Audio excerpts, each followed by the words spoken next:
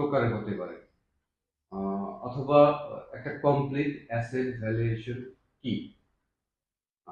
আপনারা জানেন আমাদের দেশে সাধারণত অ্যাসেট ভ্যালুয়েশন বলতে ম্যাক্সিমাম এজেন্সিগুলো যে কাজটা করে থাকে যে একটা আহ, দলিলের মাধ্যমে একটা ভ্যালুয়েশন তৈরি করে এটাকে অ্যাসেট ভ্যালুয়েশন বলে থাকে। বাট অ্যাকচুয়ালি এটা এই ধরনের ভ্যালুয়েশন এখন আর ফার্স্ট অল কোনো ভালো কান্ট্রি থেকে গ্রহণযোগ্য না। একটা কমপ্লিট অ্যাসেট ভ্যালুয়েশন করতে হলে প্রথমে আপনাকে যে জিনিসটি করতে হবে, আপনার দলিলগুলোকে ইংলিশে রূপান্তরিত করতে হবে এবং ওটাকে একটা ভ্যালুয়েশন দাঁড় করাবে। আমি একটু উদাহরণস্বরূপ যদি আমি আপনাকে দেখাতে পারি, এই দেখেন আমার হাতে একটা দলিল আছে।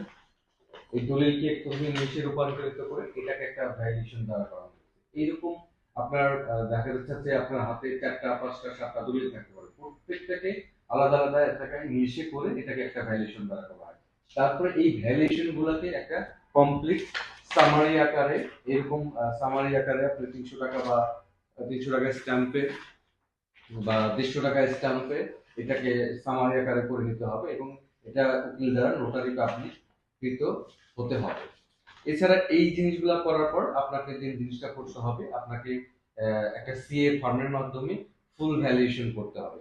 আপনি যদি সিএ ফর্মের মাধ্যমে এই ভ্যালুয়েশনটা না করান তাহলে আর এইসব ভ্যালুয়েশন এখন আর মানে এম্বাসি গুলো বাংলাদেশকে বিশ্বাস করে না। আপনি যখন একটা আমার হাতে একটা সিএ ভ্যালুয়েশন করা আছে, ভ্যালুয়েশন করা আছে এইরকম একটা বই আকারে আপনাকে একটা সিএ ভ্যালুয়েশন করে দেওয়া হবে। তো আপনি যদি একটা কমপ্লিট সিলেবাসের ক্ষেত্রে এই সিএ ভ্যালুয়েশন অথবা সিএ ফর্ম দ্বারা ভ্যালুয়েশনটা না করে থাকেন তাহলে অনেক ক্ষেত্রেই ভিসার রেস্ট্রিকশনের হার, ভিসা রেজিস্ট্রেশন হয়ে যেতে পারে। কারণ আমাদের দেশে ম্যাক্সিমাম এজেন্সিরা চেষ্টা করে একটা ফেক ডকুমেন্টস রেডি করার জন্য। তো দেখা যাচ্ছে আপনি যখন কোনো একটা সিএ ফার্ম থেকে এই ভ্যালুয়েশনটা নেবেন, সিএ ফার্ম সাধারণত কোনো প্রকার ডুপ্লিকেট ডকুমেন্ট দিয়ে আপনাকে ভ্যালুয়েশন করে দেবে না original CA farm.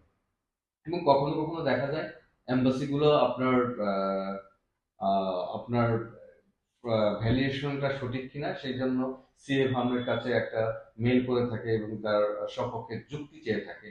CA farm ওদের কাছে যে আমরা ডকুমেন্টস গুলো দিয়ে এই ভ্যালুয়েশন করেছি সেটা একটা প্রুফ সহ সাথে সাথে এম্বাসিকে প্রদান করে থাকে। তখন এম্বাসি এইসব যাচাই বাছাই করে তাদের মধ্যে বিশ্বাসযোগ্যতাটা বেড়ে যায় এবং আপনাকে ভিসা দেওয়ার ক্ষেত্রে অগ্রাধিকার ভূমিকা পালন করে।